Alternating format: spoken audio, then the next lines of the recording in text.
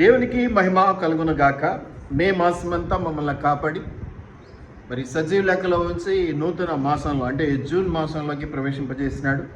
ఈ విధంగా మొదటి ఆదివారం ఈ విధంగా సంఘంలో మరి పాల్గొని దేవుని ఘనపరచడానికి కృపదయ చేసినాడు. కాబట్టి దేవునికి మరొకసారి మీ అందరి పక్షాన వందనాలు, స్తుతులు, స్తోత్రాలు చెల్లిస్తూ ఉన్నాను. రాజుల రాజు, ప్రభుల ప్రభు, మరి అనేక రీతులుగా మనం గమనిస్తూ ఉన్నాం, అనేక రీతులుగా దేవుని మహిమపరుస్తూ ఉన్నాం.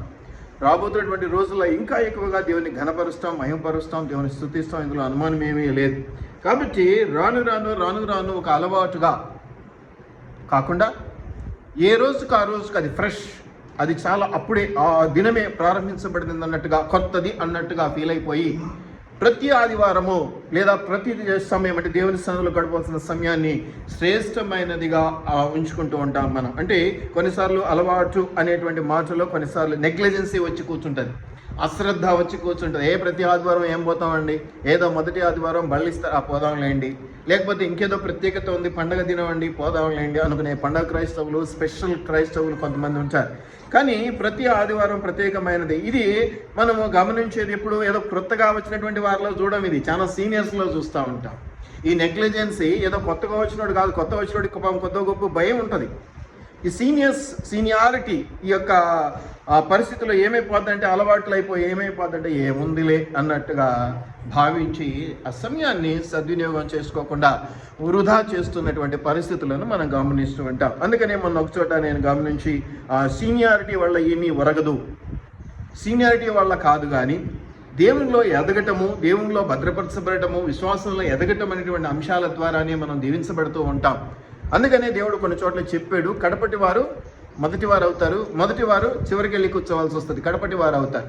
కాబట్టి ఎదిగిన కొద్దీ ఒదిగి ఉండటానికి, నీలో సీనియారిటీ పెరిగిన కొద్దీ, బ్యాప్టిజం తీసుకొని 10 సంవత్సరాలైంది, 20 సంవత్సరాలు, నీకు సంఘానికి ఎప్పుడు ఎలా ఉండాలి, ఏ కథ, దేవునితో ఎలాంటి అటాచ్మెంట్ ఏర్పాటు చేసుకోవాలి, ఇప్పుడు కీర్తనలో మనం చదువుకున్నట్టుగా ఆ దేవునితో ఆ దగ్గరతనాన్ని ఎలా ఏర్పాటు చేసుకోవాలో తెలియదు. నువ్వు సీనియర్ అయితే ఇంకేం లాభం వచ్చింది?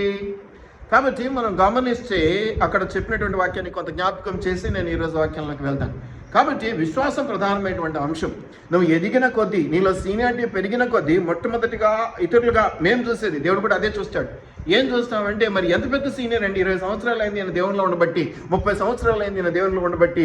కాబట్టి ఈయన ఏ లెవెల్ విశ్వాసంలో, ఏ పరిమాణంలో ఉన్నాడు అనేది మనం జ్ఞాపకం చేసుకోవాల్సిన పరిస్థితి ఒక్కొక్కసారి మనం చూస్తూ ఉంటాం. అంతే కదా, మనం సీనియర్లను చూసి నేర్చుకుంటూ ఉంటాం, అట్లాగే పిల్లలు తల్లిదండ్రులను చూసి, సొంత బంధువుల్లో కొంతమందిని చూసి, అట్లాగే యవనస్తులు సినిమా యాక్టర్స్ని చూసి కొంత నేర్చుకుంటూ ఉంటారు కదా. ఈ చెవికి కమ్మపోగు పెట్టుకోవడం, ఇట్లా అనుకోవడం, కొన్ని స్టైల్ మేనరిజమ్స్ అంటారు, వాటిని నేర్చుకుంటూ ఉంటాం. లోకస్తులను చూసే మనం నేర్చుకుంటే, మరి దేవుని చూసి ఏం నేర్చుకోవాలి?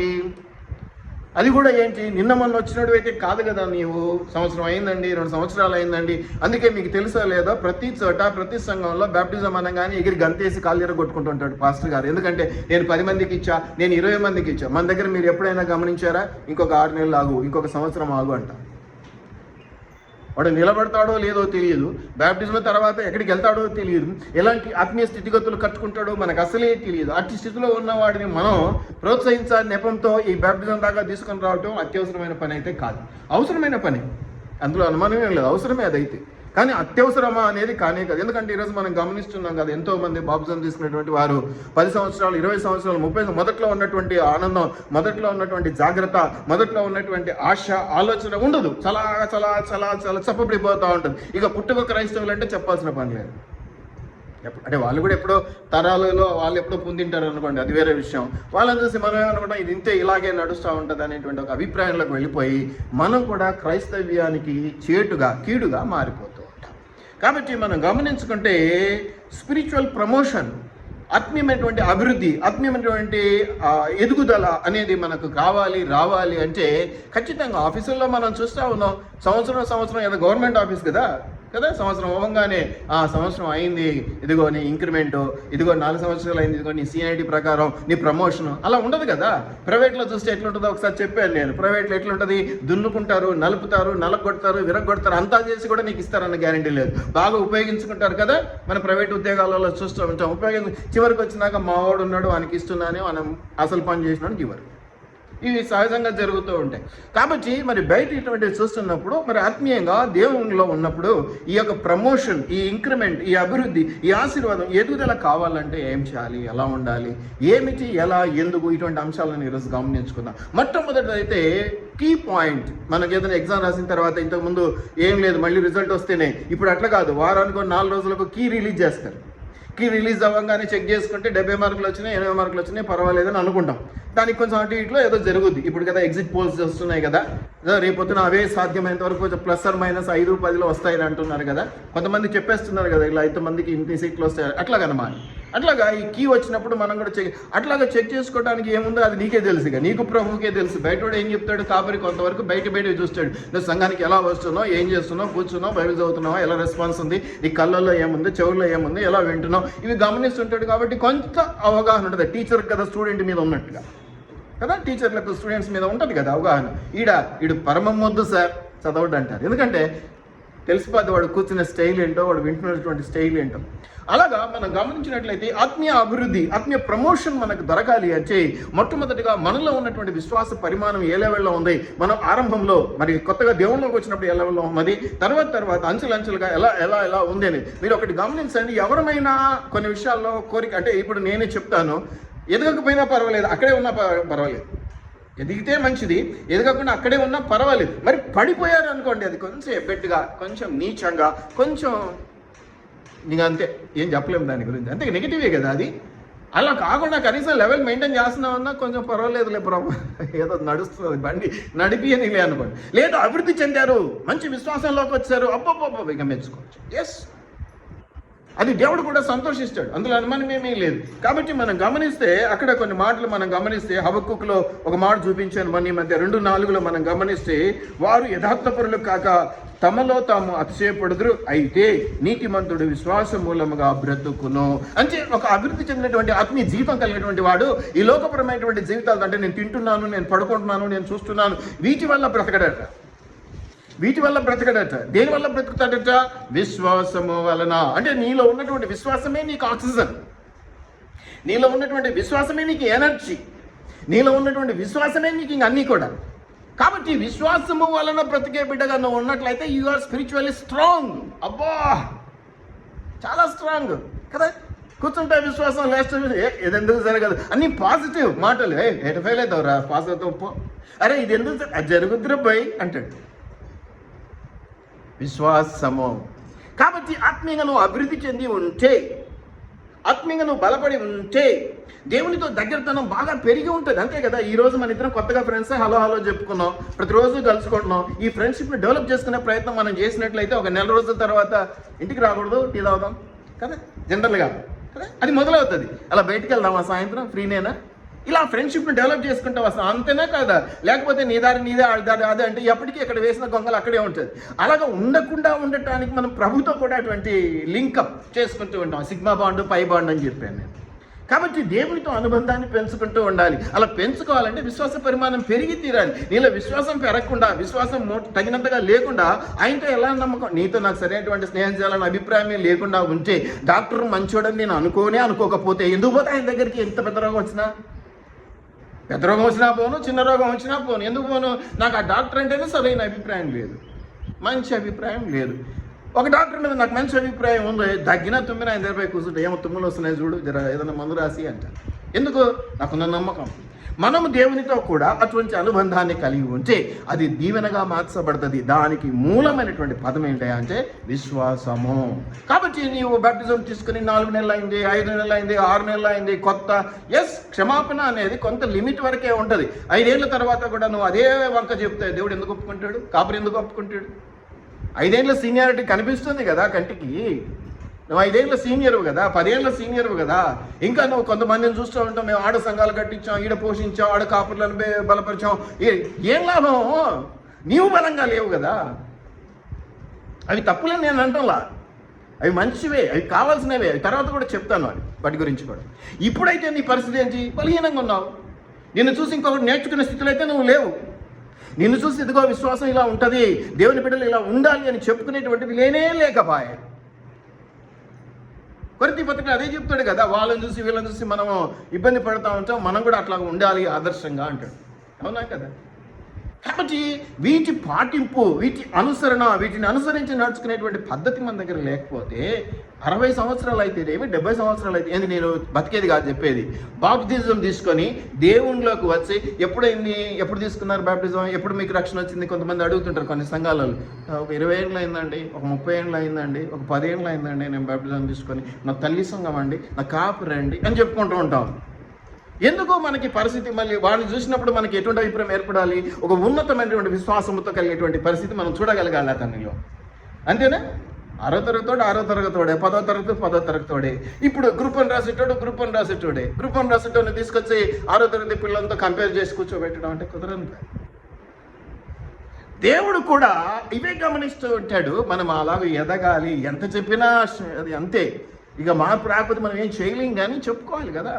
మార్పు రాదని వదిలిపెట్టేదానికి ఇవే మామూలు సబ్జెక్టులు కాదు కదా.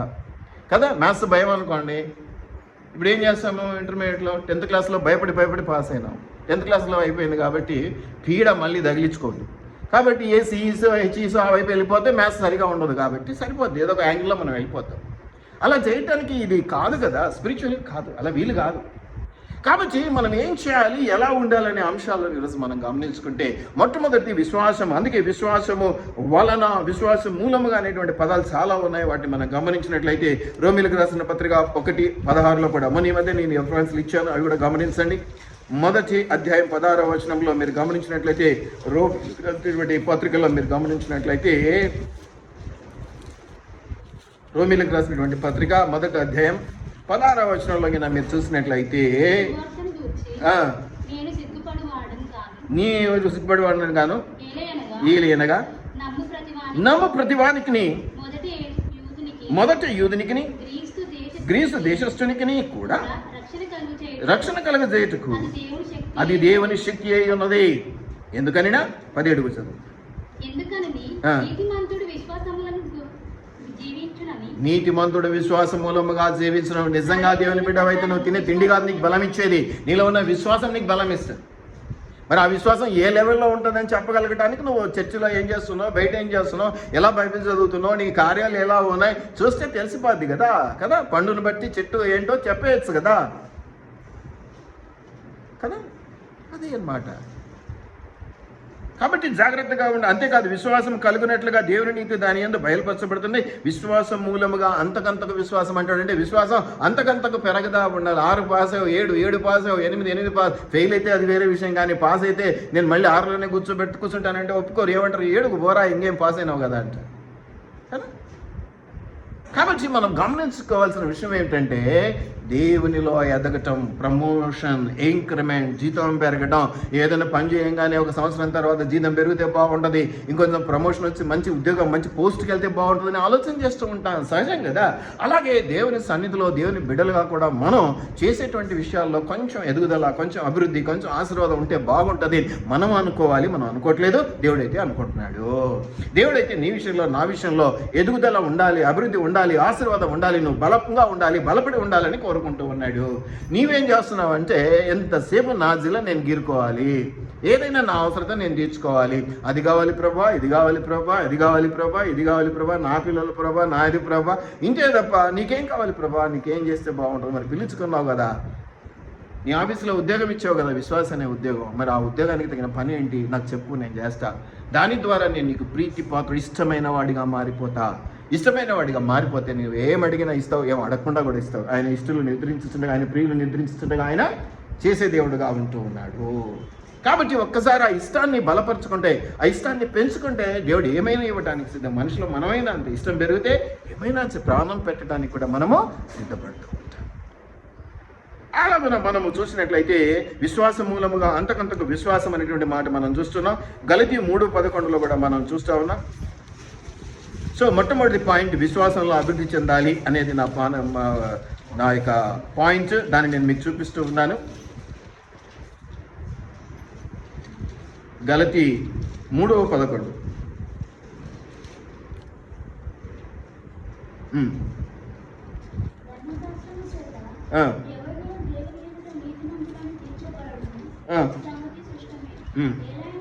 ఏలైనగా నీతిమంతుడు ఎన్ని చోట్ల ఉందో చూడండి. ఈరోజు నీ జీవిత విధానం ఎలా ఉంది? నువ్వు సంపాదించుకునేటువంటి డబ్బుల గురించి, నువ్వు వేసుకునే డ్రెస్సుల గురించి, నీ పలుకుబడి గురించి, నీ పద్ధతి గురించి ఉందా? నీలో ఉన్న విశ్వాసం మీద ఆధారపడి ఉందా? నీలో ఉన్నటువంటి విశ్వాసం మీద ఆధారపడి లేదంటే నువ్వు క్రైస్తవుడవు కాదు, నువ్వు మామూలు వ్యక్తి. నార్మల్ పీపుల్ ఎలా ఉంటున్నారో ఇలా వాళ్ళ పలుకుబడి బట్టి, లేకపోతే నాకు ఎమ్మెల్యే తెలుసు, నాకు ఎంపీ తెలుసు, నాకు అంత జ్ఞానం ఉంది, నాకు కలెక్టర్ తెలుసు, నేను డబ్బుల్లో నేను కూర్చుంటే 1,50,000 ఖర్చు పెట్టగలను, ఇలాంటి పరిస్థితుల్లో ఉన్నావంటే లోకంలో ఉన్నావు. నువ్వు దేవుని బిడ్డవు కాదు.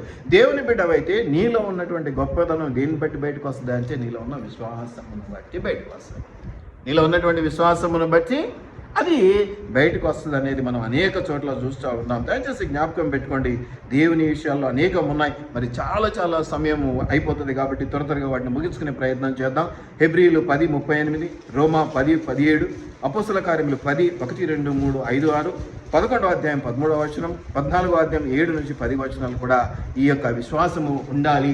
విశ్వాసం ఉండటం కాదు, స్టార్టింగ్లో ఎంత ఉందో అంత ఉండటానికి వీలు లేదు. దినదినము విశ్వాసం పెరగాలి, అభివృద్ధి చెందాలి. నువ్వు ఈ రోజుకు సంవత్సరం అయిందంటే మొదటి రోజు ఉన్నటువంటి విశ్వాసాన్ని పోలికగా తీసుకుంటే విశ్వాసం ఈ రోజుకు ఎక్కువగా ఉండాలి, పెరిగి ఉండాలి, అభివృద్ధి చెంది ఉండాలి అనేది నువ్వు జ్ఞాపకం చేసుకోవాలి. అట్లాగే ఒక 10 సంవత్సరాల తర్వాత అంటే నా విశ్వాసం ఇచ్చిట్ అవుతుంది అనడానికి వీలు లేదు. చాలా స్టాండర్డ్ అయి ఉండాలి. ఎందుకంటే నీవు సీనియారిటీ ఎంతవరకు వచ్చింది? 10 ఏళ్ళ సర్వీస్ వచ్చింది. ఇంకా నాకు మొదటి రోజు అన్న పెయింటర్ గురించి చెప్పాను, మొదటి రోజు కొత్త బిడ్డను తీసుకెళ్ళాడు అనుకోండి, వానికి ఏం రాదు కాబట్టి ఏ గీకడమో పూకడమో చూపించేస్తాడు. అది గీక్కుంటే వాడు రోజు గడిపేస్తాడు, వానికి కూలి వచ్చేస్తాడు. ఒక నెల 2 నెలలు పని అది అయిన తర్వాత వాడు ఏదో ఒక దాంట్లో పట్టుకుంటాడు, ఖచ్చితంగా దాన్ని నేర్చుకుంటాడు. అలాగే ఒక సంవత్సరం తర్వాత ఇప్పుడు మీరంతా ఇప్పుడు మంచి వాళ్ళు అయ్యారు, మంచి పెయింటర్స్ అయ్యారు, లేదా మంచి వర్క్ చేస్తున్నారంటే మొదటి రోజు చేసినట్టు లేదండి. ఇప్పుడు కొంచెం అనుభవం వచ్చింది, బాగా చేస్తున్నారు కాబట్టి అభివృద్ధి చెందారు కదా. కాబట్టి మనము ఎదిగే కొద్దీ ఆ స్కిల్స్ పెరుగుతూ ఉంటాయి, ఆ అభివృద్ధి పెరుగుతూ ఉంటుంది, ఆ జ్ఞానం పెరుగుతూ ఉంటుంది దాని మీద కదా. దీన్ని బట్టి మనం జ్ఞాపకం చేసుకోవాలి కదా. అంటే ఇళ్ళల్లో పని చేసినట్టు చేయమని కాదు కదా. ఇళ్ళల్లో పని చేసినప్పుడు కొత్తగా చేరినప్పుడు అయితే ఎంత శుభ్రంగా చేస్తారు, ఆ మూల ఊడ్చి ఈ మూల ఊడ్చి అది జరిపి తొడిచి ఇది జరిపి. ఇప్పుడు అంత అనుభవం వచ్చిందో 10 ఏళ్ళ నుంచి 20 ఏళ్ళ నుంచి మీరు ఇళ్ళల్లో పని చేస్తున్నారు. మీరు పని చేసి వెళ్ళిపోయిన తర్వాత యజమానుడు మళ్ళీ ఊడ్చుకుంటారు. అట్లా చేయటానికి కాదు, దేవుని బిడ్డలుగా ఉండటానికి దానికి అదే తేడా. ఆ తేడాను మనం గమనించినట్లయితే విశ్వాసంలో బిగదీసుకోగలం, విశ్వాసంలో అభివృద్ధి చెందగలం. ఎప్పుడైతే విశ్వాసంలో అభివృద్ధి చెందుతామో ఆశీర్వాదాలు నువ్వు అడగక్కరలేదు. అడగకముందే నీ అక్కర్లు తెలిసినటువంటి దేవుడు ఆయన. కూర్చున్నా ఏం కావాలి, లేస్తే నీకేం కావాలో ఆయనకు తెలుసు, ఆయన అకౌంట్లో అన్నీ ఉంటాయి. ఎందుకు ఇవ్వట్లేదంటే నీలో సరైనటువంటి క్రమము లేదు. ఆ క్రమము లేకపోవడానికి కారణం ఏంటంటే విశ్వాసం సరిగా లేదు. అదేంటండి అలా అంటారు కాపరి గారు? నేను 10 ఏళ్ళు అయిందండి చర్చిలకు వెళ్తూ నేను వాక్యబోధన చేస్తున్నానండి. మీరే కాదు, నేను కూడా క్షణక్షణం కొన్నిసార్లు నాకు చేతగాని అంశాలను కూడా ప్రార్థనలో పెట్టి నా విశ్వాసాన్ని పరీక్షించుకుంటా. ఇప్పుడు ఎవడో చెప్పాను చూడు, వాడు ఓడిపోవాలి, వీడు ఓడిపోవాలి, వాడు వాళ్ళు ఎవరు నాకు సంబంధం లేదు, కానీ నేను ప్రార్థనలో పెడుతున్నా.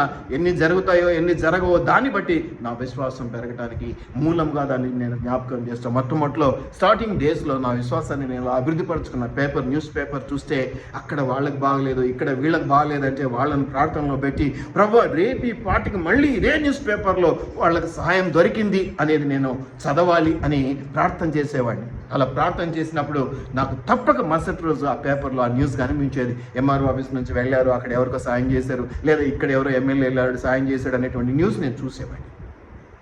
అది విశ్వాసం పెరగడానికి కారణం. అందుకని స్టార్టింగ్ డేస్లో ఎట్లా ఉండేది స్వభావము, ఎందుకు జరగదని ఛాలెంజ్ చేసేటువంటి పరిస్థితి. ఇప్పుడు చల్లబడినటువంటి పరిస్థితి. దయచేసి ఇటువంటి పరిస్థితులు మనకు ఉండకూడదు. ఉంటే అది చెడుకే కానీ కీడుకే కానీ మేలుకు కావు అనేది మనం జ్ఞాపకం చేసుకోవాలి.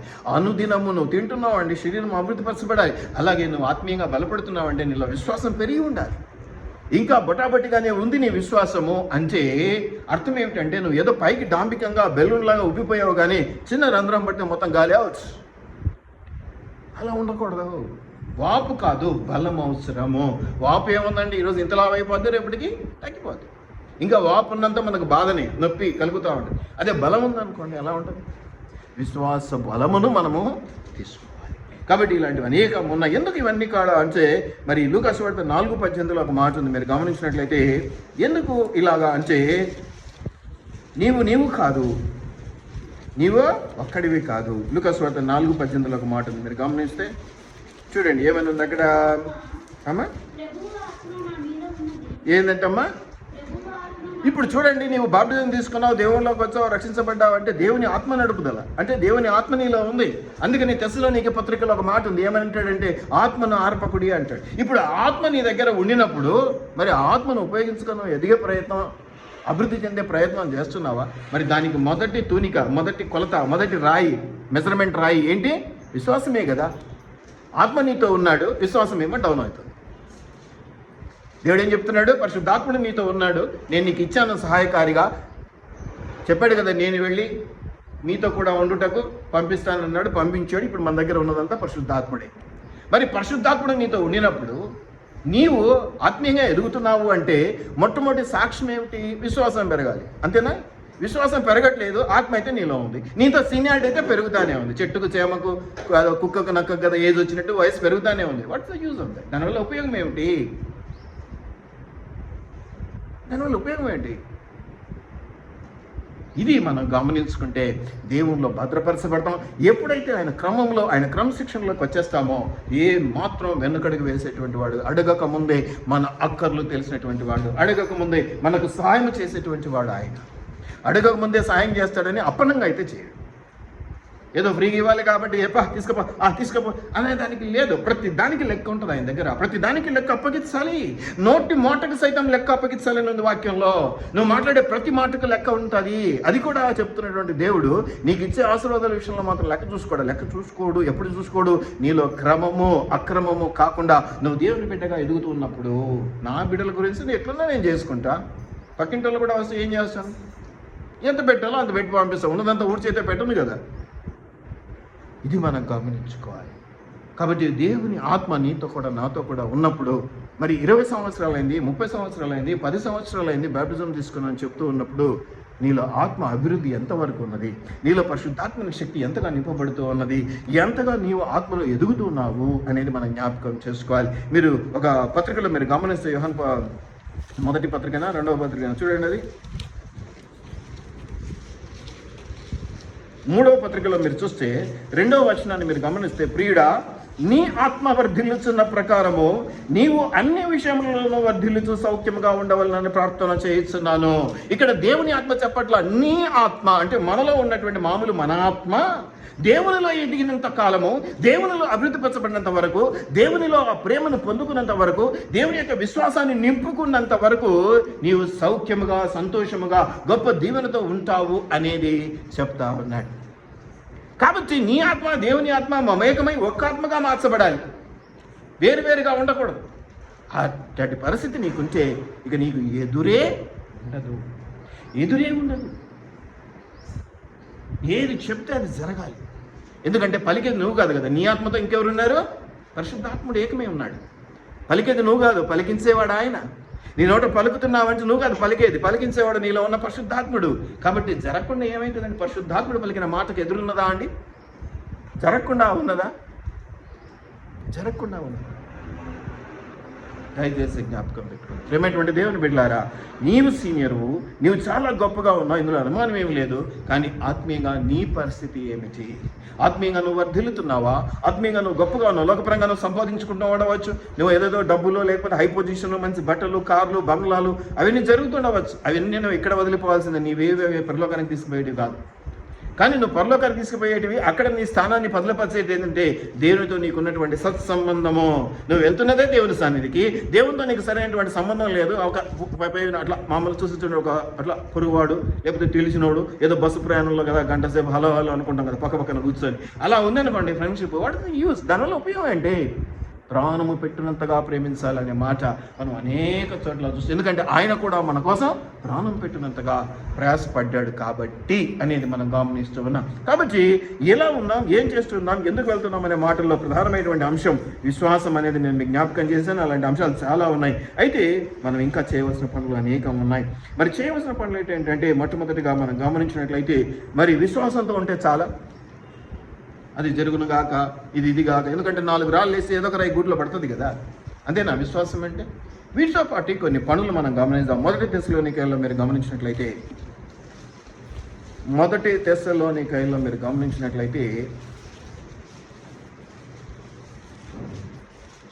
5వ అధ్యాయంలో మీరు గమనిస్తే 14వ వచనం నుంచి దాదాపు 24వ వచనం వరకు చక్కటి మాటలు ఉన్నాయి. సహోదరులారా, నేను మీకు బోధించున్నది ఏమనగా. సో మీరు ఇప్పుడు 10 సంవత్సరాలైంది, 20 సంవత్సరాలైంది, మంచి విశ్వాసంతో ఉన్నారు, అంత బాగానే ఉంది. మరి ఇంకా ఏం చేయాలండి? ఒట్టి విశ్వాసంతో ఉంటే చాలా కాదు. ఇవి పాయింట్స్, ఇవి మీరు జ్ఞాపకం చేసుకోవాలి. మొట్టమొదటిది ఏంటంటే కొన్ని బాధ్యతలు, కొన్ని పనులు అప్పగిస్తున్నాడు. ఏదో ఆదివారం వచ్చాను చేతులు ఒప్పుకుంటా, గంటసేపు కూర్చున్నాను, పోయాను, ఏదో ఇక పనులు చేయొద్దు అన్నాడు, తిని మంచిగా చికెన్ మటన్ తెచ్చుకొని చేసుకొని తిని పడుకున్నాను, ఎందుకంటే నేను వ్యాపారం చేయను. ఇవి శాస్త్రులు పరిశీలి చెప్పినటువంటి మాటలు. అలాగా సుంకరనే జ్ఞాపకం చేసుకోవాల్సి వస్తుంది కొన్నిసార్లు మనం కదా. తల ఎత్తుటకైనను ధైర్యము చాలక తల దించుకొని దుఃఖంతో ప్రభువా పాపినైనా నన్ను కరుణించమన్నాడు, వాడు క్షమాపణ పొందుకొని బయటికి వెళ్ళాడని మన కథ వాక్యం. మరి ఏం చేయాలి? విశ్వాసంతో ఉన్నాను, దేవునిలో ఉన్నాను, 5 సంవత్సరాలైంది, 10 సంవత్సరాలైంది, 20 సంవత్సరాలైంది నా సర్వీస్. నేను మంచి కష్టపడి పని చేస్తున్నాను, దశంభాగాలు ఇస్తున్నాను, కానుకలు ఇస్తున్నాను, ఓడుస్తున్నాను, తుడుస్తున్నాను. అంతేనా? ఇక్కడ ఏమేమి చెప్తాడు ఒక్కసారి మనం గమనిద్దాం. అక్రమముగా నడుచుకున్న వారికి బుద్ధి చెప్పుడి. ఈ క్రైస్తవ జీవితంలో మనం అస్సలు చేయలేనటువంటి పని, ముఖ్యంగా భారతదేశంలో మనం చేయలేనటువంటి పని ఇది. వెళ్ళి తోటి విశ్వాసికే కాపరి చెప్తాడు, ఓకే ఏంట్రా అట్లున్నావురా అంటే అయిపోయాక కాపరి మీద కొంతవరకు కోపం పెట్టుకొని ఏం చేద్దామా, ఎప్పుడు చంపుదామా అని చూసేటోళ్ళని చూస్తుంటాం. అక్రమముగా నడుచుకున్న వారికి బుద్ధి చెప్పే ధైర్యం ఏ క్రైస్తవుడికి ఉందండి? ఇంకా ఏమన్నా చెప్తే కొడితే దేవుని చిత్తంలేండి, 4 దెబ్బలు తింటే దేవుని దగ్గర. ఎందుకంటే ఆ వాక్యం కూడా ఉంది, ఏమంటారు? నా నిమిత్తమై వారు మిమ్మల్ని హింసించినప్పుడు చెడ్డ మాటలు నా నిమిత్తమే అన్నాడు. వాళ్ళు అక్రమం చేయడం దాని గురించి వాళ్ళ గురించి చెప్పినప్పుడు చెప్పిన మాట కాదు. దేవుని నిమిత్తమై మనం ఆ విధంగా హింసించబడితే అది ధన్యత. కళ్ళెదుటంగా అన్యాయం జరిగితే నేను క్రైస్తవుడను, నేను ప్రార్థన చేస్తానని రోడ్డు మీద మోకరించి ప్రార్థన చేస్తానంటే కుదరదు. చాలాసార్లు ఈ విషయాలు నేను మీతో పంచుకున్నాను. అక్కడ ఒక అమ్మాయిని అబ్బాయిలు నలుగురు ఏడిపిస్తూ ఉన్నారు, నువ్వు ఒక్కడే ఉన్నావు రాత్రి సమయం. కాబట్టి నువ్వు మహాభక్తుడవు, 20 సంవత్సరాలైంది నువ్వు బ్యాప్టిజం తీసుకొని, కాబట్టి నువ్వు ఆడ నిలబడి మోకరిస్తే దైవదూతలు దిగొచ్చి ఆ అమ్మాయికి సాయం చేస్తారు కదా. ఈ పిచ్చి వదిలిపెట్టాలి. ఈ పిచ్చి వదిలిపెట్టి చేయవలసి అక్రమము చేయ వారికి బుద్ధి చెప్పుడి. ఆ గట్స్ రావాలి, ఆ ధైర్యం రావాలి. అక్రమం చేయ వారికి అంటే నాకు ఏదన్నా మేలు జరగడం అయిపోయింది, ఇక పగ పెట్టుకొని నాకు మేలు జరుగుతుంటే ఈమె ఆపింది, ఈమె కథ చూడాలి అనుకుంటే కుదరదు. అక్రమం చేయటం అంటే దట్ ఈస్ ఎంటైర్లీ డిఫరెంట్. అది ఎంటైర్లీ డిఫరెంట్. అక్రమము చేయ వారికి, నడుచుకున్న వారికి చెప్పాలి. వాళ్ళు నేను తిడతారు, వాళ్ళు నేను కొడతారు, వాళ్ళ మీద నీ మీద నిందలు వేస్తారు, వాళ్ళు నిన్ను తల నరుకుతారు, చంపేస్తారు. ఏది చేసినా ఇది దేవుడు చెప్పిన బాధ్యతల్లో ఒక బాధ్యత, ఒక పని. నువ్వు జీతం తీసుకుంటున్నావు ఒక విశ్వాసిగా, దేవుని సంస్థలో పనిచేస్తూ, ఇక్కడ పరలోకంలో. అది ఇక్కడ నీకు కంటికి కనపడేటువంటిది ఏది జరగకపోవచ్చేమో కానీ దేవుడి దగ్గర అది జరుగుద్ది. మరి అటువంటి అప్పుడు జీతానికి విశ్వాసిగా నువ్వు పనిచేయాల్సిన పనులు ఏవైతే ఉన్నాయో అవి చేయాలి కదా. కాబట్టి మొట్టమొదటి ఏంటి, నువ్వు మంచి బలమైన విశ్వాసంతో ఉండాలి, ఇందులో అనుమానం ఏం లేదు. రెండవదిగా ఏమిటంటే అక్రమము చేయ వారికి, నడుచుకున్న వారికి బుద్ధి చెప్పుడి. కాబట్టి ఆడ గొడవ జరుగుతుంటే ఆడికి పోవడం, పెత్తనం చేయడం కదా. ఇక నేను నన్ను కూర్చోబెట్టి పంచాయతీ చేయాలి, నేను పెద్దను, నేను తీర్పు ఇస్తా అంటే కుదరదు. మళ్ళీ ఎక్కడ ఎంతవరకు ఏ పరిస్థితితో సంఘాలలో ఇవి ఎక్కువ చూస్తుంటాం. కాసింత విశ్వాసం అనుకోగానే కొమ్మలు వచ్చేస్తాయి. పెత్తనం అంతా కావాలంటే మనం ఇవ్వలేము. అక్రమముగా నడుచుకున్న వారికి బుద్ధి చెప్పే పరిస్థితి. ఈ విషయంలో మనం చాలా నష్టపోతాం, కుటుంబాలను నష్టపోతాం, చాలా ఒక దేవుని తప్ప అన్నీ నష్టపోతాం. అందరూ వదిలేస్తారు మనల్ని, ఎందుకంటే ఎవరు ఒప్పుకోరు. నేను తప్పు చెప్పి నీవు ఇట్లా తప్పు చేస్తున్నావు అంటే ఎవరు ఒప్పుకోరు. ఎందుకు ఒప్పుకుంటారు? అన్న భలే చెప్పిండని అనేవాళ్ళు ఎంతమంది ఉంటారు? ఉండరు. కాబట్టి అక్రమముగా నడుచుకున్న వారికి బుద్ధి చెప్పుడి. ఇంకా రెండవ మాట ఏమిటి? ధైర్యము చెడిన వారికి. అంటే ఏదైనా తప్పు చేస్తూ ఉంటే ధైర్యం చాలట్లేదు, అది చేయాలంటే అంటే ధైర్యపరచడం కాదట. ఇది ఏం ధైర్యం అండి? దేవునిలో భయము, భక్తి నేర్పించడంలో. అలా చెడిన వారు ఎవరైనా ఉంటే వారికి ధైర్యపరచుడి. ఇంకా ఏంటంటమ్మా?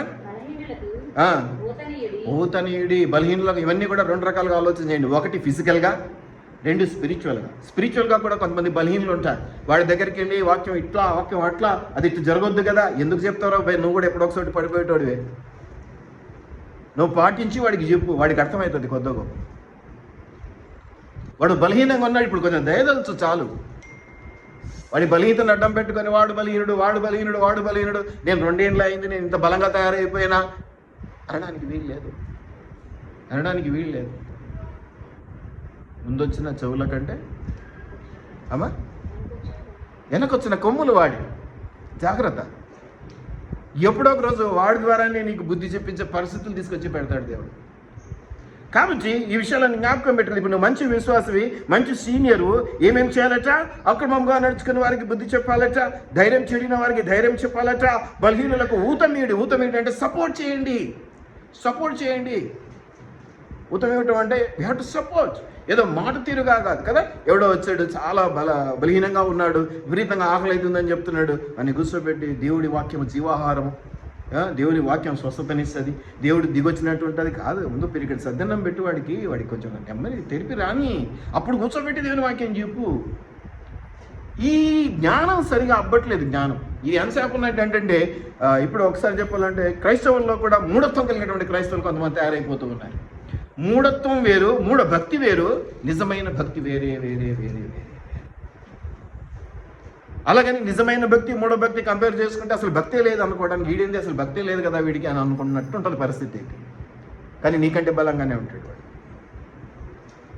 కాబట్టి ఇవన్నీ కూడా నువ్వు చేయవలసిన పనులు. నువ్వు నిజమైన విశ్వాసమే, నిజమైన సీనియరు, నిజమైనటువంటి విశ్వాస బలం నీలో ఉంటే, ఆత్మశక్తి నీలో ఉంటే, ఆత్మీయంగా నువ్వు బలపడి ఉంటే, నువ్వు చేయవలసినవి ఏమిటంటే అక్రమంగా నడుచుకున్న వారికి బుద్ధి చెప్పాలి, ధైర్యం చెడిన వారికి ధైర్యపరచాలి, బలహీనులకు ఊతమియాలి, అందరి ఎడల దీర్ఘశాంతం గలవారై ఉండి. అంటే అందరి ఎడల అంటే పైన చెప్పిన 3 కూడా కలుపుకొని చెప్పుకోవాలి మనం. ఏంటి?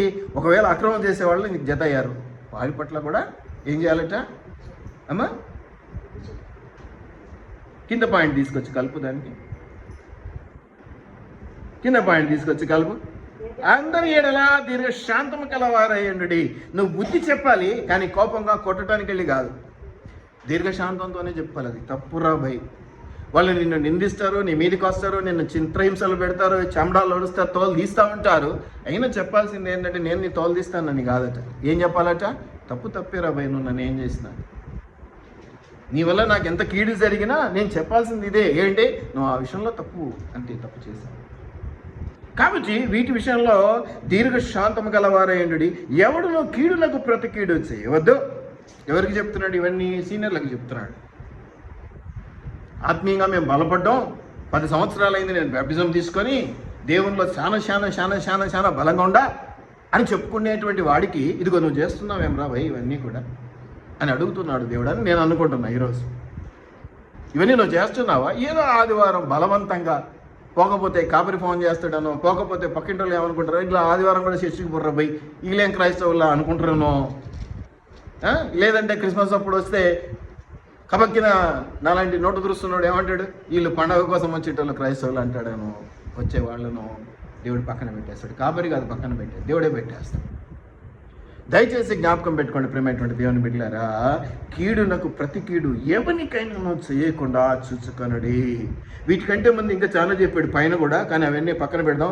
సహోదరులారా, మీలో ప్రయాసపడుచు ప్రభువునందు మీకు పైవారయ్యండి, మీకు బుద్ధి చెప్పు వారిని మన్నన చేసి వారి పనిని బట్టి వారిని ప్రేమతో మిక్కిలి ఘనముగా ఎంచవలని వేడుకొనుచున్నాను. మరియు ఒకరితోనొకడు సమాధానముగా ఉండి. సహోదరులారా, మీకు బోధించినది ఏమనగా అక్రమంగా నడుచుకున్న వారికి బుద్ధి చెప్పుడి, ధైర్యం చెడిన వారికి ధైర్యపరచుడి, బలహీనులకు ఊతమీయుడి, అందరి ఎడల దీర్ఘశాంతం గలవారైనడి. ఎవడును కీడునకు ప్రతి కీడు చేయకుండా చూసుకొనిడి. మీరు ఒకని ఎడల ఒకడును మనుషులందరి ఎడలను ఎల్లప్పుడూ మేలైన దానిని అనుసరించి నడుచుకొనుడి. ఇది మీ బాధ్యత. అలా విశ్వాసం ఉంది, కొండలు ప్రకటించగలిగిన విశ్వాసం ఉన్నా ఇదిగో ఇవన్నీ చేయకపోతే అవన్నీ కూడా మళ్ళీ గుండుస్తున్నా. కాబట్టి ఇవన్నీ చేస్తూ ఉండాలి. హెచ్చరించే దగ్గర హెచ్చరించాలి, బుద్ధి చెప్పే దగ్గర బుద్ధి చెప్పాలి. ఏమనుకుంటారో, ఏం కథనో, వీళ్ళు రారో, కానుకలు ఇయ్యరో, దశంభాగాలు ఇయ్యరో, ఎరగొట్టేస్తారో, ఇవన్నీ ఊహించుకుంటూ ఉంటే సక్రమమైనటువంటి పరిచర్య చేయలేము, సక్రమంగా ఏది చేయలేము ఇక కదా. అన్నిటికీ చూసి ఆచితూచి మాట్లాడాలంటే అది ఎవడో బయటోడు అయితేనే. ఆ బయటోడి దగ్గర కూడా అంత కంట్రోల్స్ ఎవరికి ఉండదు. సొంత వాళ్ళ దగ్గర ఆ కంట్రోల్స్ ఎవడు పెట్టుకొని మాట్లాడతాడండి? ఇక ప్రతి దాని దగ్గర ఆచితూచి మాట్లాడాలి. ఇట్లా మాట్లాడితే ఆయన ఇంకో అర్థం తీసుకుంటాడు, ఇట్లా మాట్లాడితే ఈమె ఇంకో అర్థం తీసుకుంటుంది అని అనుకుంటే ఇక మాట్లాడడమే కష్టమైపోతుంది. నీవు విశ్వాసివి, నీవు సీనియర్వి, నీవు విశ్వాసంలో బలంగా ఉన్నావు, ఇందులో అనుమానం ఏమీ లేదు. అయితే వాటితో పాటు ఇవి నువ్వు చేస్తూ ఉండకపోతే, ఇవి నువ్వు చేయకపోతే నీ విశ్వాసము గుండుస్తున్నా నీకు దేవునితో ఉన్నటువంటి అనుబంధం దగ్గర ఎలాంటి పరిస్థితి ఉందో కాపరి కూడా చెప్పలేదు. నీకేమ్మా నువ్వు గట్టిగా నొప్పో అనడానికి వీలు కాదు కదా, నేను కాదు కదా సర్టిఫై చేసేది, దేవుడు చేయాలి. నా చూపు ఎంతవరకు నువ్వు వచ్చి ఆ గంట సేపు నువ్వు నా దగ్గర కూర్చున్న గంట సేపట్లో నీ హావభావాలు, నీ కంటి చూపు, నీ పరిస్థితి, నీ యొక్క విధేయతలు వీటిని బట్టి ఓహో ఇటున్నాడా ఈ మహానుభావుడు అనుకుంటాం, అంతవరకే. కానీ తర్వాత ఏం చేయలేము, మేము చేసే రోజులు కాదు ఇవి, వదిలేయటమే ఇంకా. కాబట్టి వీటిని అన్నింటినీ జ్ఞాపకం చేసుకొని ప్రేమైన దేవుని బిడ్డలారా, మీరు అనేక రోజులుగా దేవుని సంఘానికి వస్తూ ఉన్నారు. అనేక సంవత్సరాలుగా మీకే తెలుసు, మనస్సాక్షికి 5 సంవత్సరాలైంది బ్యాప్టిజం తీసుకొని, 2 సంవత్సరాలైంది బ్యాప్టిజం తీసుకొని, 4 సంవత్సరాలైంది బ్యాప్టిజం తీసుకొని. మంచిదే. మరి ఏ లెవెల్లో ఉంది నీలో ఉన్నటువంటి పరిశుద్ధాత్మ శక్తి, నీలో ఉన్నటువంటి విశ్వాసం ఏ లెవెల్లో ఉంది? అందుకనే నీలో ఉన్న ఆత్మ తెలుసున్న ప్రకారము నీవు అన్ని విషయంలో సౌఖ్యముగా అంటే కంఫర్టబుల్ జోన్లో ఉండాలని ఆయన దీవిస్తూ ఉన్నాడు. నువ్వు ఇప్పుడు ఎందుకు కంఫర్టబుల్ జోన్లో లేవు? ఏ పనికి వెళ్ళినా ఏదో ఒక రకమైన ఇబ్బంది, ఏ పనికి వెళ్ళినా ఏదో ఒక రకమైనటువంటి అలజడి డిస్టర్బెన్స్ అంటున్నారు. ఏమన్నంటే డిస్టర్బెన్స్ అండి అంటాడు. ఏం డిస్టర్బెన్స్? ఎక్కడి నుంచి వచ్చింది ఈ డిస్టర్బెన్స్? మోసం, దగ, కుళ్ళు, కుతంత్రం, అసూయ, ద్వేషం, పగ నింపబడతా ఉంటే ఇంకా అవి జరగక ఏం జరుగుతాయి? కాబట్టి వాటిని కాదు కదా మనం చేయవలసింది. విశ్వాసిగా, దేవుని బిడ్డగా మనం చేయవలసినవి ఇవి అనేది మనం జ్ఞాపకం చేసుకోవాలి. మనం ఇంకా ఏమంటాడంటే, ఎల్లప్పుడూ మేలైన దానిని అనుసరించి నడుచుకుని ఎల్లప్పుడూ సంతోషముగా ఉండి ఎడతెగక ప్రార్థన చేయుడి, ప్రతి విషయం నందు కృతజ్ఞతాస్తుతులు చెల్లించుడి, ఇలాగూ చేయుట యేసు క్రీస్తునందు మీ విషయంలో దేవుని చిత్తము, ఆత్మను ఆర్పకుడి. ఆత్మను పెంచండి రాబాయ్. 20 సంవత్సరాలు అయింది బ్యాప్టిజం తీసుకుని, ఎంత ఉంది ఆత్మ పరిమాణం అంటే? పిరికెడు కూడా లేదు, గుప్పిడి కూడా లేదంటే ఏం లాభం రాబాయ్ నీ దగ్గర? ఎట్లుండాలి? 20 సంవత్సరాలు అయ్యేసరికి నీలో ఆత్మ పట్టజాలనంత ఉండాలి కదా. మొదటి రోజు పావుకిలో ఉందనుకోండి బ్యాప్టిజం తీసుకునేటప్పుడు, ఒక 20 సంవత్సరాల తర్వాత ఒకవేళ అదే నేను కొలత వేస్తే ఎట్లుండాలి? పావుకిలో అంటే ½ కిలో అయింటాలా కదా. ఎట్లుండాలి? 10 సంవత్సరాలు అంటే 10 కిలోలన్నా పెరిగి ఉండాలి. ఎవరైనా అంతే లెవెల్ ఆశిస్తాం కదన్నా కదా. అదే కొంతమంది ఏదైనా పని చేసినాక అడగకుండానే మనం ఏదో చాయ్ పేసలో ఏదో ఇస్తామనుకో, వాడు ఊరుకోడు, వాడికి ఇంకా కొంచెం చిల్ల ఎక్కువ. వాడు ఏమంటాడు తెలుసు? ఒక 100 ఇస్తామనుకోండి సార్, 10 ఇచ్చినవే చాయ్కి అంటాడు. ఏం దేవుడు అట్లా ఆశించకూడదా మీ దగ్గర నుంచి, నా దగ్గర నుంచి? ఆ రోజు అంత మాత్రమే ఉంది ఆత్మ. మరి ఈ రోజు ఇప్పుడు 10 సంవత్సరాలు అయింది, 5 సంవత్సరాలు అయింది, ఆత్మ ఎదిగి ఉండాలి. నువ్వు అది ఎదిగిన కొద్దే కదా నువ్వు దీవించబడతావు. అదే కదా చెప్పాడు దేవుడు. మరి అది దీవెనకరంగా ఎదుగుదల లేని పరిస్థితుల్లో ఉంటే, ఒక బిడ్డ పుట్టిడండి ఏం పెరగట్లేదు, కాలు చేతులు అలాగే సన్నగా, నన్ను పాలు పట్టిస్తున్నావు, అది పట్టిస్తున్నావు, ఇది పట్టిస్తున్నావు అని బాగానే జరుగుతుంది, ఎదగట్లే. ఎట్లుంటుంది నీ హృదయం? నీ పిల్లల విషయం అలాగ ఉంటే ఎట్లుంటుంది? దేవుడు అట్లాగే బాధపడుతూ ఉంటాడు నిన్ను చూసి, నన్ను చూసి. ఆత్మీయంగా అభివృద్ధి చెందినటువంటి, ఆత్మీయంగా దేవుడు అనుకున్న స్థానంలో ఉండనటువంటి మనల్ని చూసి దేవుడు కూడా దుఃఖిస్తూ ఉంటాడు. దేవునికి కూడా దుఃఖం ఉన్నది. పరిశుద్ధాత్ముడు కూడా ఏడుస్తూ ఉంటాడు. దేవుణ్ణి ఏడిపించేటువంటి దమ్ము ధైర్యం ఉన్న నీకు ఇక దేవుని దగ్గర నుంచి దీవెనలు రావాలంటే ఎంతమంది కాపర్లు కలగజేసుకోవాలి? ఈ మధ్యలో చేసుకుంటే దేవుడు వింటాడా? ఇది జ్ఞాపకం చేసుకోవాలి. మీరు గమనించండి, ఇవన్నీ కూడా చాలా సమాధానంతో ఉన్నటువంటి మాటలు. సమస్తమైన పరీక్షించి మేలైన దాన్ని చేపట్టుడి, ప్రతి విధమైన కీడునకు దూరంగా ఉండుడి. ఇంకా ఏమంటాడంటే, సమాధానకర్త యొక్క దేవుడి మిమ్మల్ని సంపూర్ణంగా పరిశుద్ధపరచును గాక. మీ ఆత్మయు జీవమును శరీరమును మన ప్రభువైన యేసుక్రీస్తు రాకడయందు నిందారహితముగాను సంపూర్ణముగాను ఉండునట్లు కాపాడబడును గాక. మీ ఆత్మ, మీ జీవము, మీ శరీరము. ఆత్మ పరిశుద్ధంగా ఉంది, నా శరీరం ఎట్లయితే ఏమీ అనుకోవడానికి లేదు. పరిశుద్ధాత్మనితో కూడినటువంటి నీవు ఆత్మలోను జీవంలోను శరీరముగాను మన ప్రభువైన యేసుక్రీస్తు రాకడయందు నిందారహితముగా ఉండాలి. అది దీవెనకరము, అది సీనియారిటీకి తగిన ఫలము కదా. ఎంత ఎత్తుకు ఎదిగావు అని చెప్పడానికి ఇది ఒక చిన్న పాయింట్ అనేది నువ్వు జ్ఞాపకం చేసుకోవాలి. మరి ఇవన్నీ చేయాలి, ఇవన్నీ ఉంటే మనకేం ఒరుగుద్ది అనేది మనం ఎప్పుడు కూడా అనుకునేటువంటి అంశమే. మరి నిజంగా మనం గమనించినట్లయితే ఇదే కీర్తనలో మీరు చూస్తే 92వ కీర్తనలో మీరు గమనించినట్లయితే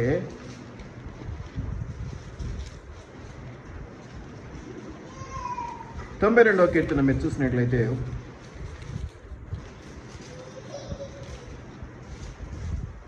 12 నుంచి కొన్ని వచనాలు చదువుతాం చూడండి. నీతిమంతులు, విశ్వాసులు, దేవుని బిడ్డలు ఈ విధంగా ఆత్మలో ఎదిగినటువంటి వారు సీనియర్స్ అయినటువంటి వారు, విశ్వాసంలో గొప్పగా ఉన్నటువంటి వారు ఇదిగో ఇక్కడ చెప్పినటువంటి పనులు ఏమిటవి? అక్రమంగా చేయవారిని బుద్ధి చెప్పాలి, చెడుకు దూరంగా ఉండాలి, మంచిని ప్రోత్సహించాలి, ఇంకా ఏవేవో చెప్పుకుంటూ వచ్చాడు కదా, దేవుడు కీడుకు ప్రతి కీడు చేయకూడదు, ఇంకా మేలైన దాన్ని చేపట్టాలి, ప్రతి విషయంలో సంతోషంగా ఉండాలి, దేవుని కృతజ్ఞతాస్తుతులు ఇవన్నీ చేస్తూ ఉంటే ఏం జరుగుద్దట? చదవండి 12వ వచనం, 92వ కీర్తన. నీతిమంతులంటే ఈ విశ్వాసులు ఖర్జూర చెట్టు చాలా చాలా శ్రేష్టమైనవి. మనము బయట దేశాల్లో ముఖ్యంగా ఈ ఇజ్రాయెల్ ప్రాంతానికి వెళ్తే ఖర్జూరం చెట్లు చాలా చాలా ఏమంటారు, ఖర్జూర కాయలు పళ్ళు తింటూ ఉంటారు. మనం కూడా చూస్తూ ఉంటాం కదా అప్పుడప్పుడు పండగలప్పుడు విత్ సీడ్, వితౌట్ సీడ్, విత్తనం లేనివి, విత్తనం ఉన్నవి, రకరకాలు తెచ్చుకొని డేట్స్ అని చెప్పి తింటూ ఉంటాం. చాలా బలమైనటువంటి. కాబట్టి ఆ ఖర్జూరపు చెట్టు వలె అదేమంటారు, పువ్వు పూస్తే పండు పూస్తే ఇంకేదో అవుతుంది కదా, అట్లాగే ఇంకా మన భాషలో, మన తెలుగు భాషలో చెప్పాలంటే 3 పువ్వులు 6 కాయలుగా వర్ధిల్లుదురు, వారు ఎప్పుడు కూడా అభివృద్ధి చెందుదురు. ఇవన్నీ చేయకుండా ఇస్తినమ్మా పుచ్చుకుంటున్నమ్మా అని ఆదివారం వస్తేవి, 1 గంట సేపు కూర్చుంటివి, ఏదో అటు ఇటు టైంపాస్ చేస్తేవి, మరి ఆ కాపరి చూసాడు అటెండెన్స్ చేసుకున్నట్టే పోయి ఇంకా పోదాంలే. కొంతమంది మధ్యలో కాపరి అటెండెన్స్ పడంగానే లేచిపెట్టాలని కూడా చూస్తుంటాం మేము. పెద్ద సంఘాలలో ఇవి కూడా చూసినాం మేము. టైం అవుతుంది సినిమాకు, టైం అవుతుంది పార్టీకి, టైం అవుతుంది హోటల్కి అనేసి. ఇప్పుడు వీళ్ళందరినీ నేను క్రిటిసైజ్ చేయట్లేదు, కానీ ఒకవేళ ఈ వాక్య ప్రకారంగా తీసుకుంటే మరి పరలోక రాజ్యంలో ఉంటారా లేదా అంటే ఏం చెప్పలేము. నాకైతే తెలియదు. కాబట్టి నన్ను నేను జాగ్రత్త పరచుకోవడమే కాకుండా నాతో ఉన్నటువంటి సంఘస్థులను జాగ్రత్త పరచాలి. కాబట్టి ఇటువంటి పాటింపు విషయంలో ఎలా ఉన్నారో హెచ్చరిస్తూ ఉంటాం, గద్దిస్తూ ఉంటాం, బుద్ధి చెప్తూ ఉంటాం. పడనోడు 4 మాటలని పోతూ ఉంటాడు, అది వేరే విషయం, మాకు సంబంధం లేదు. కానీ ఇది మాత్రం మనం మార్చుకో. కారణం ఏంటంటే నిలబెట్టడానికి 100 మంది అక్కర్లా, నాకు 4 చాలు. దేవుని దగ్గరికి వెళ్ళినప్పుడు ప్రభా 4 తీసుకొచ్చినని చెప్పినా చాలా సాటిస్ఫై అవుతాడు. 100,000 మంది నేను తీసుకొచ్చానని చెప్పుకోవాల్సిన అవసరం కూడా. కాబట్టి వీటన్నిటిని జ్ఞాపకం చేసుకోవాలి. నీతిమంతులు ఖర్జూర వృక్షము వలె అంటే పువ్వు పూస్తారు అనేటువంటి మాట. తర్వాత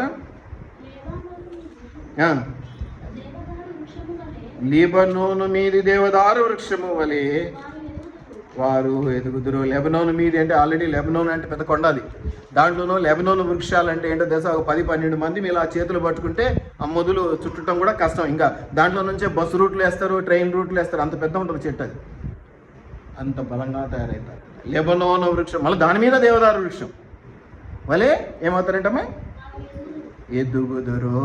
ఇప్పుడు చెప్పండి, విశ్వాసం ఉంటే చాలా? విశ్వాసంతో పాటు నేను కొన్ని పనులు చెప్పాను, అవి చేయక్కర్లేదా? ఇవన్నీ చేస్తున్నావు నీతిమంతుడు అనిపించుకుంటేనే కదా ఈ ఆశీర్వాదాలు. ఇవన్నీ ఆశీర్వాదాలు. ఇప్పుడు నేను చెప్తున్నవన్నీ ఖర్జూరపు చెట్టు వలె మొవ్వ వేయుదురు, లెబనోను మీది దేవదారు వృక్షం వలె ఎదుగుదురు.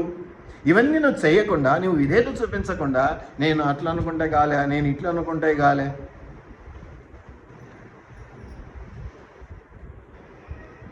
ఎందుకు అవ్వాలి? ఎందుకు చేయాలి? అసలు చెప్పిన ఒక మాట కూడా వినకపోయి ఇంకా నాకు అది చేయలేదు ఇది చేయలేదని మనుషులు అంటేనే మనుషులు ఒప్పుకోరు. అసలు మాటని నువ్వేంద్ర నీకేంద్ర నేను చేసేది పాటు. మరి అటువంటిప్పుడు దేవుడు మాత్రం చేయాలని ఎలా ఆశిస్తారు? దేవుడు అడిగిన వాటిలో ఒకటి కూడా చేయకుండా దేవుడి దగ్గర నుంచి మాత్రం నాకు అది రాలేదు ఇది రాలేదండి కదా. కొంతమంది పిల్లలు మనం గమనిస్తుంటాం, అది జరగలేదండి అందుకే మన ఈ మధ్య చెప్పాను కదా, కొంతమందిని మనం అలాగ అనుకుంటూ ఉంటాం కదా. పిల్లాడు మానేసాడు, ఎందుకు మానేసాడు అమ్మని వాళ్ళ తల్లిని అడిగితే, మీరు సరిగా ప్రార్థన చేయట్లేదంటే వాడు ఫెయిల్ అయినందుకు రావట్లేదు వాడు. దానికి మనకు సంబంధం ఏం లేదు. ప్రార్థించడం వరకు మన పని. వాళ్ళు మిగతాదంతా దేవుడితో వాళ్ళకు ఉన్నటువంటి అనుబంధాన్ని బట్టి దేవుడు ఇవ్వటమా దేవుడు ఇవ్వకపోవటమా అనేది జరుగుతూ ఉంటుంది. దేవుడు ఇవ్వాలి అంటే నువ్వు విశ్వాసమై ఉండాలి, అది మొదటి రూలు. ఆ విశ్వాసంతో పాటు ఇంకా చాలా ఉన్నాయి, అవన్నీ అవసరం లేదు. ముందు విశ్వాసం, ఎందుకంటే విశ్వాసం చాలా గొప్పది. ఈ విశ్వాసంతో పాటు ఇంకా ఇవన్నీ కావాలి. దేవుని కొరకు నువ్వు చేయవలసినవన్నీ చేస్తూ ఉండాలి. నీకు పైబారిన వాడిని మన్ననతో అని మొదలు పెట్టుకుంటే ఆ వాక్యాలన్నీ కూడా దేవుడు క్రమశిక్షణతో నువ్వు చేయవలసిన పనుల గురించి చెప్పిన మాటలు అవి. ఆ పనులకి నువ్వు చేస్తే నువ్వు దీవించబడతావు. అలా దీవించబడితే నీకు జరిగేది ఏమిటంటే నువ్వు ఖర్జూర వృక్షం వల్లే మోవేదువు, లెబనోను మీది దేవదారు వృక్షం వల్లే ఎదుగుదువు. ఇంకేమన్నాడమ్మా, యెహోవా మందిరంలో, అబ్బో ఇక్కడ కాదు, యెహోవా మందిరములో నాటబడినది వారు మన దేవుని ఆవరణంలో బయట ఇంట దేవుని ఆవరణంలో ఇక వర్దిల్లటం వాళ్ళకి అడ్డు అదుపు ఏమి లేదు. అంత దీవెనకరంగా ఉంచుతారు వాళ్ళు. ఇంకా ఏమన్నాడమ్మా? యథార్థవంతుడనియో ఏడ్చడం లేదనియో ప్రసిద్ధి చేయుటకై వారు ముసలితనమందు ఇంకా చిగురు పెట్టుచుందరు. సారము కలిగి పచ్చగా, ముసలోళ్ళైనా ఇంకా చిగురు పెడుతుంటారంట, ముసలోళ్ళైనా ఇంకా పచ్చగా ఉంటారంట. ఎప్పుడమ్మా? దాని ముందు ఏం చెప్పాడు?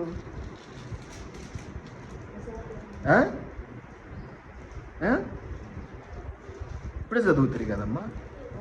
యెహోవా యథార్థపరుడని, ఆయనను ఆశ్రయదుర్గమని, ఆయన యందు ఏ చెడు లేదని ప్రసిద్ధి చేయాలా. ఊరిపోయి యెహోవా గొప్ప దేవుడు చూడు, యెహోవా గొప్ప దేవుడు చూడు, యెహోవా గొప్ప దేవుడు చూడు. ఇది చెప్పటం కాదు, ఇది స్వార్థ సేవ కాదు. ప్రసిద్ధి చేయటం అంటే, ప్రసిద్ధిపరచటం అంటే గొప్ప చేయటము.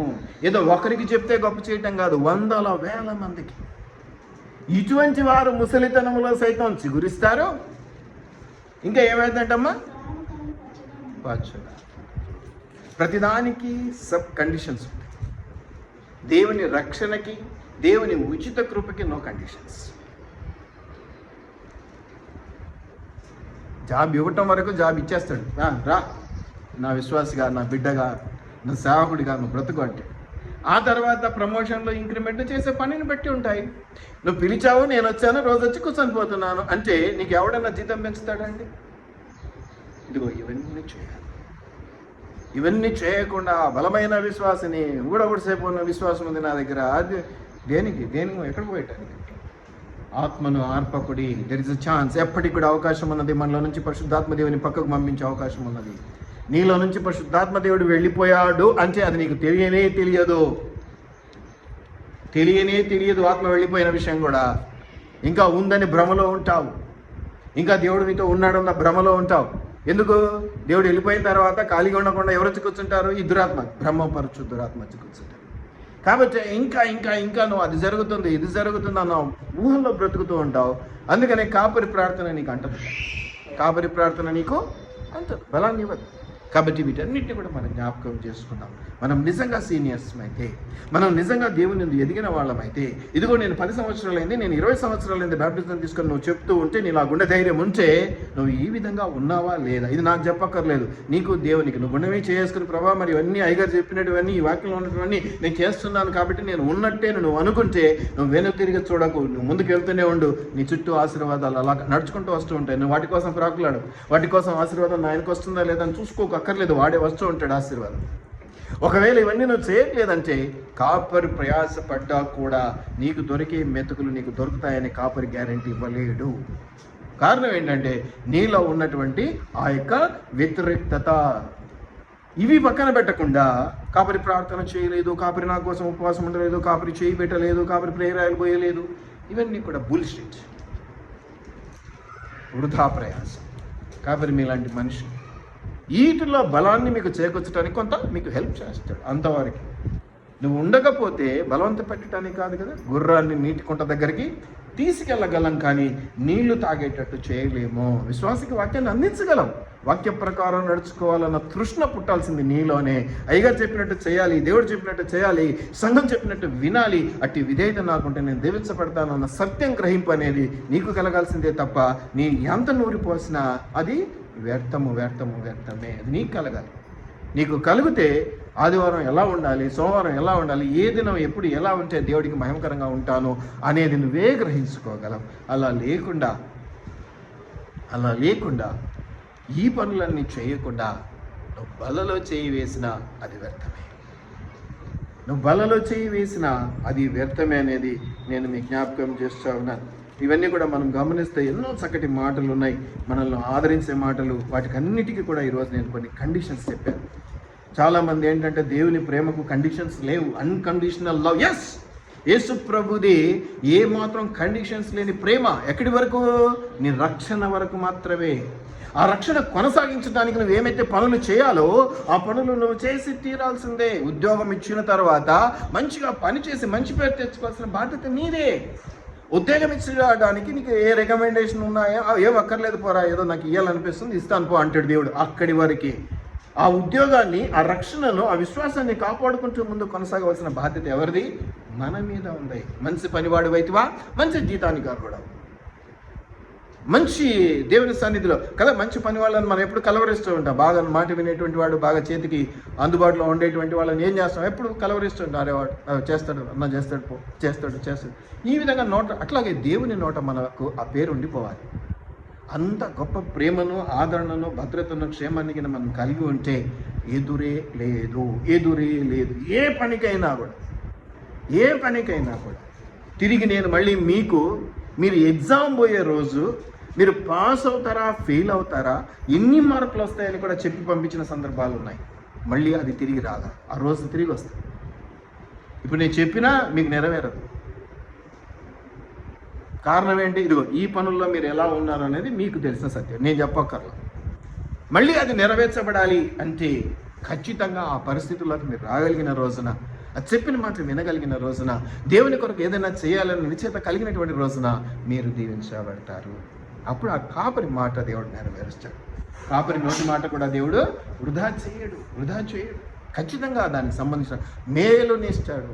అటువంటిది మనం దేవుణ్ణి కానీ, సంఘంను కానీ దూరపరుచుకున్నా లేదా బలహీనపరుచుకున్నా అది తిరిగి మనకు పనికిరాని వస్తువుగానే మిగిలిపోతుంది తప్ప పనికొచ్చే వస్తువుగా ఉండదు అనేది మనం జ్ఞాపకం చేసుకోవాలి. అందుకే విలువ అనేది కాపాడుకోవాలి. ఆ విలువ కాపాడుకోవాలి అంటే దేవుని మహిమపరచాలి. దేవుని మహిమపరచాలంటే మొట్టమొదటి మంచి విశ్వాసమై ఉండాలి.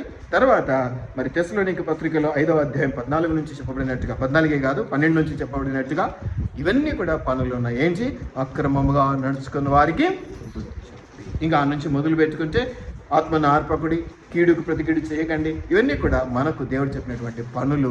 ఇవన్నీ మనం చేస్తూ ఉంటే చక్కగా దేవుని ఆత్మ మనలో వర్ధిల్లుతుంది. మనలో దేవుని ఆత్మ వర్ధిల్లిన ప్రకారం మన ఆత్మ వర్ధిల్లుతుంది. మన ఆత్మ వర్ధిల్లిన ప్రకారం మనం అన్ని విషయాల్లో కంఫర్టబుల్ జోన్లో ఉంటాం. ఏది ముట్టుకున్న మేలే, ఏది ముట్టుకున్న పని జరిగిపోయింది, అయిపోయింది పో అన్నట్టుగానే ఉంటుంది. కాబట్టి మనం దీవించబడుతూ ఉందాం. ప్రార్థన చేసుకుందాం. దయచేసి జ్ఞాపకం పెట్టుకోండి, నేను 10 సంవత్సరాలైంది, నేను 20 సంవత్సరాలైంది, 4 గీసుకోవడానికి కూడా పనికిరాదు ఆ సర్టిఫికేట్.